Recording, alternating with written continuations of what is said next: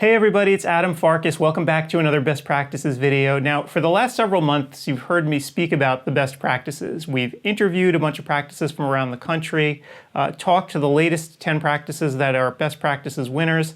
The question many people have had, of course, is how do I become a best practice? And today we have the answer because 2020 is fast approaching and CooperVision will be picking their next set of best practices for 2020.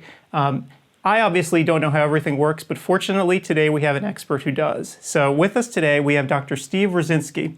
Steve earned his doctorate from The Ohio State University, but prior to becoming CooperVision's Senior Manager of North America Professional and Academic Affairs, he was in a full-scope private practice in the foothills of the Blue Ridge Mountains, right outside of Charlottesville, Virginia. And when he was in private practice, his interests included contact lenses, irregular corneas, and refractive surgery. But since moving over to CooperVision, he took a role where he can support doctors and optometry students. And at this role, he thinks he can elevate the field of optometry and further the larger goal of helping more patients. Interesting fact about Steve, outside the office, he is a top U.S. professional triathlete and happily married with 2 children. And up on the screen right now, you can see some of his exploits, and I'm getting tired just looking at it. So Steve, more power to you. And one really important thing about Steve as well is that he is actually leading the 2020 Best Practices program. So I can't think of a better person to tell us all about it. So Steve, thanks so much for being here today. Well, thank you, Adam. I'm excited to be talking with you and even more excited to be talking about CooperVision's Best Practices program. And with being with CooperVision for a little over 6 months now, it makes me think about why I left my role as a practicing optometrist. And I truly do believe that with my role at CooperVision, that I can make that larger impact. And like you said, of elevating the entire field of optometry. And the Best Practices program, that helps me accomplish that goal of elevating the entire field of optometry. Right. So let's talk about the Best Practices program. Obviously, we've done this series of videos where people have been getting behind the scenes, but for people who haven't seen the videos yet, can you describe the program a little bit? Absolutely. So CooperVision's Best Practices Recognition Program, it honors our industry's finest eye care professionals. And we look at 4 key focus areas within innovation, leadership, patient care, and community service. And these professionals that join this select group together are influencing the future of our industry to the strength of their individual practices. So with 10 practices awarded each year, we have 40 total practices already a part of this amazing program. And the honorees with this program, they benefit from recognition within industry and within their patients, leadership and speaking opportunities at industry events, knowledge sharing between honorees and alumni to improve their practice and shape the future of the eye care industry. And we truly consider this a membership to an elite group of ECPs. And the great thing about this program is that we encourage all types of practices, whether in independent, retail, doctor alliance groups, or whether big or small. We encourage you all to apply. Right. In fact, I know, I got to actually go down to the summit where the latest batch of 10 practices got together. And what struck me was that there were all different kinds of practices there, right? I think there were some rural ones. There was and even an ophthalmology group, if I recall correctly. So it seems like you guys draw from a large pool of applicants. Right. And that's where we're really excited about the 2019 program. And first off, I would like to thank not only the 2019 honorees, but each practice across the country that applied for the program. With it being our 4th year, we actually had the highest number of applicants in our history of the program, which we were super excited about. And it's been a great year, and I can't speak more highly regarding the 2019 best practices. And like you said, Adam, they each truly brought a unique perspective to the group. And back, within 2019, like you said, we had our first ODMD model within Northeast Ohio eye surgeons. And they brought a unique dynamic to the group. And then we also had West Shore Eye Care up in Michigan, really small town with Dr. Jennifer Branning. So it was just really great to be able to see how the 2019 Best Practices program really has grown to encompass what the eye care field really is. And it really is a great profession to be in, whether you're in small practice, large practice, ODMD, retail, or a doctor alliance group as well. Right. So I don't want people to think, they look at this and they think, oh, this isn't for me. I couldn't possibly do this. That's not the case at all, right? Your mode of practice really doesn't matter. Exactly. We encourage all practice settings across the country to apply, and we would love to have every single office apply. So please, when you are even thinking about applying, pull the trigger and go for it. And so speaking of which, so 2020 is coming up. It's your 5th anniversary, as you mentioned. And so let's talk a little bit about that and sort of the process of going through. How does it work? So let's say someone wants to pull the trigger and do it. How does it work? So like you said, we're very excited that this is our 5th anniversary of the Best Practices program, and very fitting, being 2020. I like to consider that the year of the eye doctor. What we would like you to do is to apply online at our website at www.eyecarebestpractices.com. And that application will be open until Thursday, November 21st.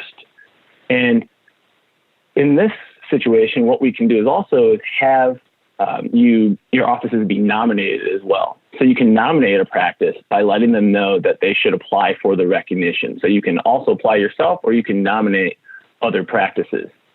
And over the past 5 years, we have seen the best of the best apply. And we just would like to continue to grow the number of applicants that we see. And a little bit of extra information this year. We have a summit that we want all the attendees, or all of the winners, to attend, and that will take place the first week in May, and that is going to be May 3rd through the 5th, and we're very excited about that. And we actually will be announcing the 2020 Best Practice winners in February of 2020. One thing I just wanted to mention, too, is you mentioned that the summit's going to be in the first week of May, and it's absolutely critical that if you're a winner that you attend the summit. I got to attend this past year summit, and it was an amazing event, and I can understand why you want everyone there. It was sort of an intense couple of days where the practices all got together and got to share ideas. And I think that was sort of the foundation of the group. So now, going forward over since May, these practices have all been in contact with each other and continuing to share ideas. So I can understand why you think the summit is so important and why you want all the winners there. Yes, no, we truly do believe that the summit is a special opportunity for these practices to get together. So that's why we want to make this mandatory for our winners, because we truly do believe that it is an amazing opportunity. And these best practices winners, they come out of it saying, wow, we wish we could have more opportunities like this throughout the year. Yep. So I would like to talk a little bit about the judging process, because it is pretty extensive and it is peer-based.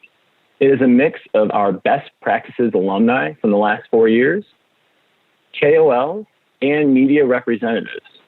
And to learn more about the 2020 judges, please visit the website eyecarebestpractices.com. And so just so people get a sense, when they fill out the application, what is it that you're looking for? So is it sort of a narrative that people tell you about their practice? How long are these things typically supposed to be? So when someone goes to apply, we truly are looking at 4 focus areas. And those 4 focus areas are on innovation, leadership, patient care, and community service. The application process really isn't that long, and we've actually given you a certain amount of characters that you can use as well, so you can really focus on what you are doing in your practice to really establish yourself as a best practice. And one thing that I will mention too, after going to the summit and meeting with all of the best practices, I would urge people not to be modest. I know that there's a tendency for people not to want to talk about themselves and what they're doing, but what seems sort of everyday to you might actually be extraordinary. So I would urge people, if they're filling this out, to really think about what their practice is doing and just write it down. Even if it feels ordinary to you, I guarantee you it's not. Absolutely, Adam. Absolutely.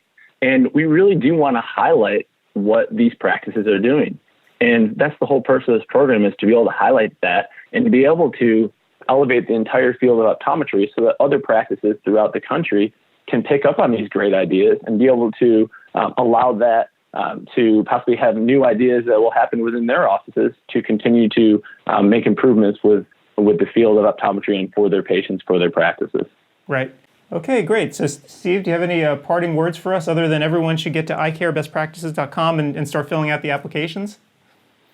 Well, new this year, which we're excited about in celebration of our 5th anniversary, we're actually inviting third-year optometry students to apply for a best practices student scholarship. And the scholarship will be awarded to 3 students in which they'll actually have the opportunity to attend the 2020 Best Practices Summit to meet and network with the best practices from across the country. And at CooperVision, we're not only committed to ECPs in practice, but the future of optometry. And this application will actually open up on December 1st, 2019, and we'll have more details on that coming up shortly. So we're very excited about that. All right, sounds exciting. Well, Steve, thanks so much for being here today.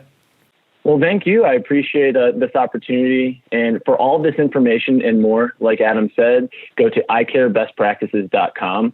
We are truly proud of this program at CooperVision, as it is an extension of our longstanding commitment to eye care professionals and the mission that we share in improving the way people see each and every day. Thank you, Adam, for your time. Thanks, Steve.